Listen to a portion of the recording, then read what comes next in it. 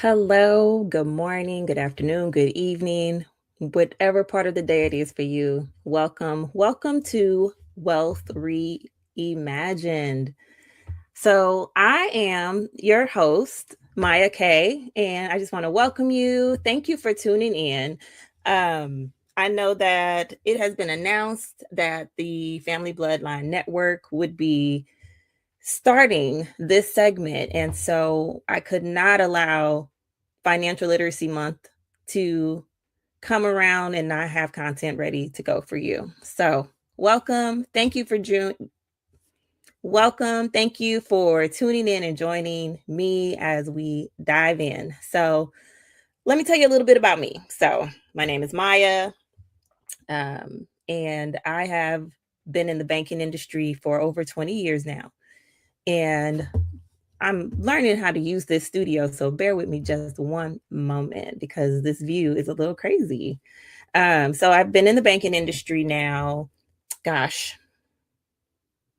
24 years. 24 years. I'll take you down that journey a little bit. So started out as a part-time job while I was in college. I took a teller position at a credit union. So credit unions are where I started my financial career, and which was great actually. And from there went on to do more, instead of front facing work, some behind the scenes, where was really my introduction to loans. But that was more like definitely the background work, all the things you don't see that happens and that has to happen if you apply for a loan. So I did some commercial clerk work. I did some lien perfection, which just means, if you buy a car, you see the name of the bank or the finance company that has a lien on your car. Well, I had to like file those. I was filing paperwork. It was back in 2000 something, right? And so I'm filing paperwork. From there, I did some UCC perfections. I've done secondary market for mortgage shipping, which some of you may be familiar with what that is. And then I got into the consumer or personal loan side of things.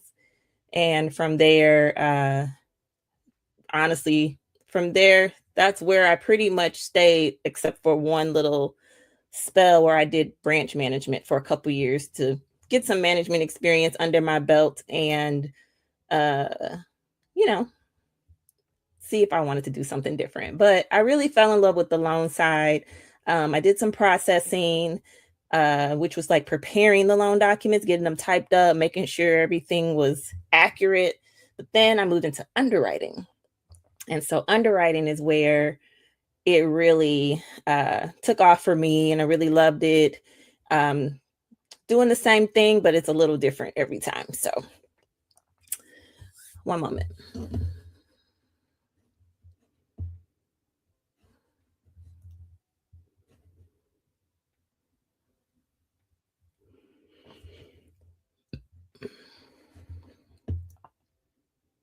And I'll edit this out. I don't know how to use the studio yet, but I don't like what I'm seeing here. So, anyway, um, that's really it. So, now, the bulk of my experience now, it's been about 16 years, 15 to 16 years that I've been underwriting. So underwriting just means that I'm the person that if you apply for a loan, I review your application, I review your credit report. I look to see what your capacity is to um, have a loan, if you'll be able to afford it, if you'll be able to how you'll maintain it, basically. How do you make your payments? How have you paid other people? How long have you been on your job? Um, you know, just different things. I'm analyzing different parts of your application to come to either a yes or a no. So I always tell people I can make your day or I can break your day. I can make your weekend or I can break your weekend. And it's not personal, it's just part of the process. And You have to fit in between certain guidelines for us to approve. So that's what I do. And I've come to love that. I've come to love just all the things that I've been able to learn about credit and able to apply that to myself, how I've been able to give advice to people in my life. I used to do some credit education in the past where I was just trying to help people understand it. People seem to be very attracted to credit and they want it and they feel like they should be able to get what they want just because of a credit score and all that. But that is a conversation that I will save for a different episode because I really want to take you through a bit of a series this month for Financial Literacy Month and really set some foundational pieces that I hope you can take something away from and it'll be beneficial and can help you in your own financial journey. Okay. So, first, I did want to talk briefly, very briefly, about Financial Literacy Month. So, Financial Literacy Month is observed every April, and its purpose is to bring awareness about the importance of financial education and to really empower and help you make financial choices that are deliberate, sound, and just maybe make adjustments or bring attention to something or a certain area in your own finances that um, maybe you've wanted to improve. It could be managing debt and getting things paid off. It could be boosting savings. It could be finally creating a budget because a lot of people don't have a budget. Do you have a budget? So it could just be that, the simple foundational steps. So this month is just to bring awareness to that, encourage habits. And so that's what I plan to do. I plan to have 4 videos because I want to focus on certain topics and I want you to walk away from that video and it'll be like homework, but not homework, but really encourage you to take to heart what's shared and see how you can implement that into your own life in really practical ways. So that is a little just overview that this is a every April thing. You'll see a lot of content or a lot of banks and credit unions, um, financial investment companies, things like that, hosting just events or webinars. So take advantage of that. Don't just listen to one person. Of course, if you find somebody that you love, that's great. But listen, there's so much out there and there's so much to learn. And the nice thing about personal finance is that we're really all telling you the same thing. It just may be the delivery, it just might be the style, it might just be something about a specific person that speaks to you. So check out different people and their methods and their advice. But the foundation, that's what I really want to focus on because I feel like anybody can tell you what you should do or how to do it or what percentage to do and all that. But you gotta have the foundation, right? You gotta have the mindset. You gotta have certain steps already in place that are foundational to set you up for success. And so that's what I want to focus on over, I guess, the course of my career in the front facing positions that I did have, where I did get to help.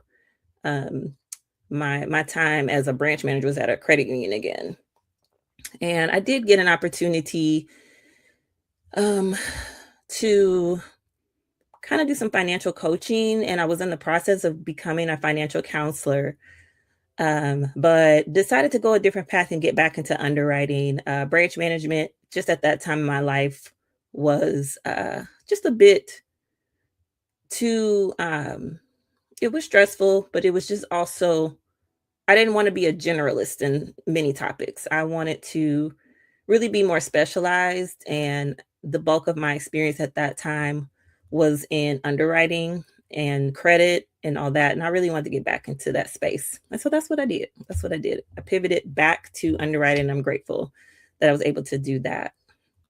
So, personal finance. That's what this podcast will be about. Um, Personal finance is about how you manage your individual or your household financially, your money at home. Again, that's budgeting, saving, investing, even like protecting your assets with insurance or life insurance. Um, and it's all in a movement to get to a certain life goal financially.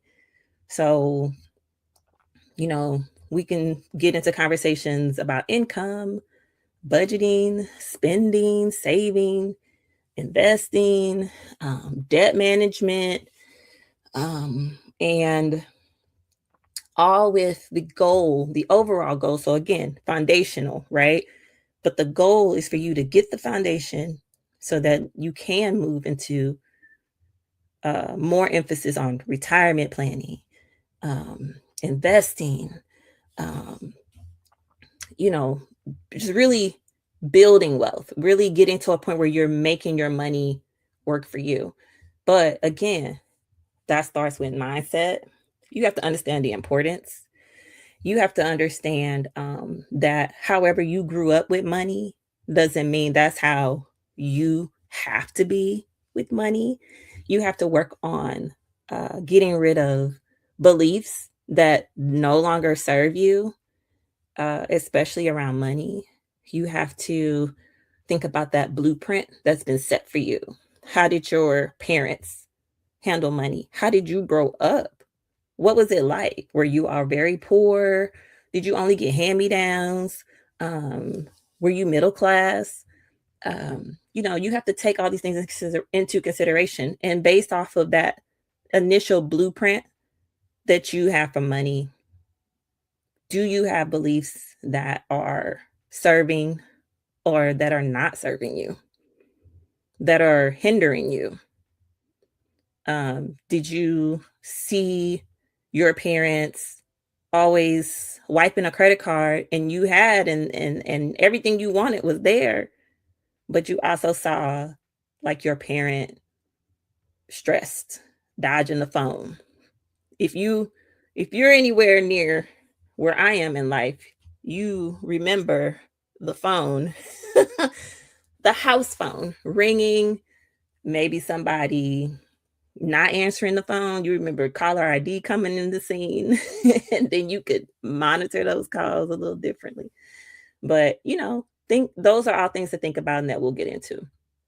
But that's what personal finance is. That's what this podcast is going to be about. So, again, I'm really glad that you're here. So, let's go ahead because I'm going to try to keep these short and sweet. So, let's go ahead and get into this week's focus. And this week's focus is about getting organized. You have to get organized. You have to get organized. I can't stress this enough. And I'm going to kind of go into what that looks like, what that means. So it's really important that you know where all of your documents are. It's important that you know passwords to bank accounts.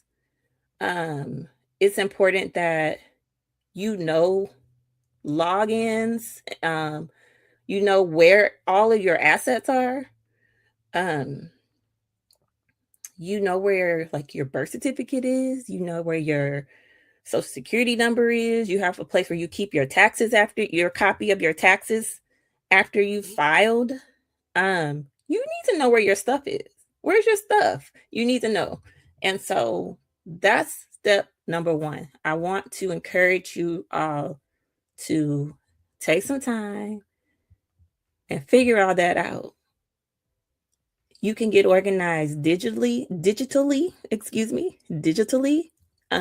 If you are very tech savvy and you want to create for some things, right? Because you can't get digital, um, with a birth certificate or a passport and things like that. But for statements, um, um, get bookmarks on your browser. So with a folder, even for that, if you have multiple bank accounts with different financial institutions, get all that bookmark. Um, and or if you want to do more old school, I can't reach it, but I have a file folder or a file cabinet, a little portable one. It's not like a cabinet, a little bin, I'll just say, where I have hanging folders in it and I have organized it in alphabetical order, just different things, Um, my my life insurance policies over there, my passports, my legal documents. I have some legal court documents. I have some paperwork like for my car.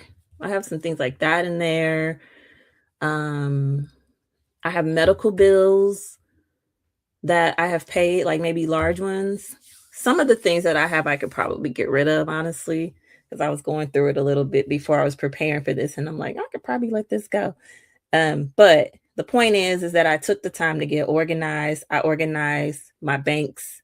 I organized all my documents. Um, if you have like a will, a trust, like things like that. Like you just want to know where all your things are. So that is step number one to get organized. So I did find a list and I'm going to read some things on here just to help get your mind working. Or if you're thinking about like, well, what should I gather? Here's a list. So some important examples of some important legal documents. Like I said, birth certificate, adoption papers, marriage licenses, divorce paperwork, your social security card, passport, permanent resident card, which you probably carry, like a passport. I know I keep my passports locked away because I don't carry them as ID. Naturalization documents, wills, if you have like a power of attorney, um, a copy of your deed to your home, um, your title, your car title. Where's your car title? So that's some ideas of some legal documents that you want to know where they are and you want to put them in a safe place. You want to put them in something fireproof. So start thinking about those things. Look up some of those fireproof cabinets, and think about your own life and your own documents and things that you have. Where are they? And let's get them all in one place so you know exactly where your things are. We talked about taxes. So they say you should keep taxes up to 3 years. Now, I keep my taxes electronically because I file electronically, and then I just go ahead and save a copy. So I have a folder on my computer that has various years of tax returns. And again, you only probably need to keep 3, but I have more than that just because it's digital. But something like that. This property tax statements. Um, Nowadays, I mean, if you want to just have it handy, you can. Like let's say you're doing borrowing at the bank using your home. Let's say you want to get like a home equity line of credit. It might be helpful to go ahead and know where your property tax statement is, to show proof that it's paid in the event there's some discrepancy with the county. So that's not harmful to have. Personal property. If you're in the state of Missouri, you know all about personal property. Um, and having that statement again, showing proof it's paid. Even if you just wrote paid and the date. And that way, if there's ever some type of discrepancy with the county or the state, you have proof, or you can get them proof. It's like, hey, I paid this on such and such date. From you don't have to tell them specifics about your account, but if you put enough notes on your own statement, it'll be easy for you to track down that debit that they took the money out your account already. Financial accounts. So bank statements and like credit card statements, you could probably nowadays just logging into your account online, you can access those things. If you have like special situations maybe where you've set something up on some type of debt repayment plan, or you've done some type of debt not elimination, but like cancellation. You've settled a debt, something like that. I would definitely hold on to for a little bit. Um, Retirement accounts, again, you can probably access those things um, online also. But that goes back to where are my retirement accounts? Do you have those bookmarked in your browser? Um, do you know your login? Do you need to reset your password? It goes back to that. So again, either digitally or manually on paper. Investment accounts, the same thing as with retirement accounts. Um, so sources of income, that's something again you can probably access online. So is it bookmarked in your browser? If you're not like a W-2 wage earner or a 1099 earner and you're retired, do you know where your recent Social Security award letter is, or your pension award letter, or your IRA distribution statement, or your required minimum distribution? Where are these papers? So those are some things that you would want to be sure you know how to access easily in the event that you needed them. Alimony, child support, that's a document sometimes you need. So be sure it's in a safe place. So you get the idea on like types of income. Financial obligations. Again, this list, some of the things, again, you could probably get online, right? By logging in your account, but mortgage statements, lease, utility bills, you could probably do that online mostly. But if you're somebody that wants to keep that would be something else. Car payments. I've always, instead of your car payments, you might also want to have if you have a loan on your car, you want to be sure you have a copy of your promissory note. So be sure you have your loan, everything that you signed when you got your loan, be sure you keep those papers. Student loans, child support payments, if you're making child support payments, and same like alimony. So things like that. Insurance, be sure you know where your policies are. Where's your homeowner's insurance policy? Where are your life insurance policies? Where's your renter's insurance policy? Medical, be sure you know what all your medical insurance covers. If you have that, they usually mail that out. Or again, is it bookmarked on your browser? So that's a list of some things. Let's see if I missed anything. We talked about medical, a will, death certificates for loved ones if needed. And then even if you're military, I know somebody that was in the military. Current military, your like a current military ID, I would assume you have it on you, but what about your discharge paperwork? You might want to have that in a safe place and easy to find. So, and there may be some other things that are pertinent to your life that would need to also be included. But those are just some general ideas. I thought that list was helpful to get your thoughts going. So the reason that not just getting organized, right? Getting organized will set a foundation where you know where everything is, right? And it's also going to force you to look at things. You're going to probably look at a balance for the first time. You'll see how much is in a retirement account that you haven't looked at in a while. Or maybe how much is in your savings, or it could be the opposite. You could be like, wow, is this all I have? So it'll just get you facing something that you possibly have been ignoring.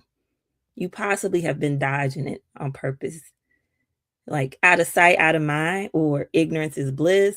A lot of people dodge facing what their financial situation really is. It's like if I ignore it, it'll go away. And that's definitely an approach you don't want to take. I challenge you to know your financial situation, even if it's not where you want it to be. It's important to start somewhere. So, all of this gathering and organizing, write down everything that you know you have, and then mark it off once you've located it and put it in a folder or scanned it in digitally, however you feel will be easiest for you to manage it. Do that. And then you can start to see an accumulation of your assets.